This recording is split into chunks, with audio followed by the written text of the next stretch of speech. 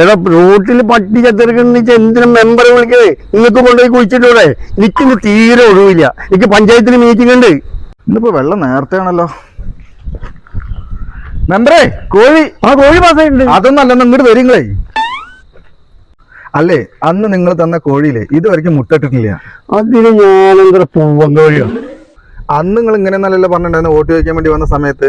നിങ്ങൾക്ക് എന്ത് പ്രശ്നം ഉണ്ടെങ്കിൽ ഞാൻ അപ്പൊ ഓടി എത്തുന്നല്ലേ. ഇതിന് എന്തെങ്കിലും ഒരു പരിഹാരം കണ്ടിട്ട് നിങ്ങൾ പോയാൽ മതി.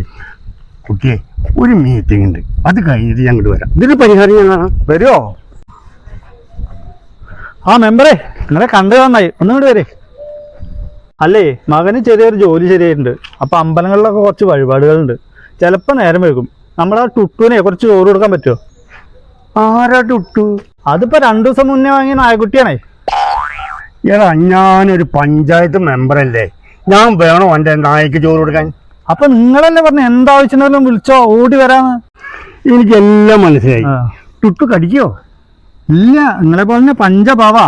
നിങ്ങൾക്ക് ഡയറി ഉണ്ട്, ടുട്ടുവിന് ഡയറി ഇല്ല, അത്രേ ഉള്ളൂ. ആരും കാണാനില്ല. മെമ്പറെ, ഇന്ന് നേരം വൈകിയോ? എവിടേക്കാ? ഞാൻ പഞ്ചായത്തിൽ അത്യാവശ്യമായിട്ടൊരു മീറ്റിംഗ് ഉണ്ട്. വേഗം വരുമോ? വേഗം വരും. ഒരു കാര്യം ചെയ്യുന്ന, വീട്ടിൽ കുട്ടി ഒറ്റയ്ക്കുള്ളൂ, ഉറങ്ങാ. ഞാൻ പോയി കഴിഞ്ഞപ്പോ കുട്ടി കരഞ്ഞാൽ ബുദ്ധിമുട്ടല്ലേ.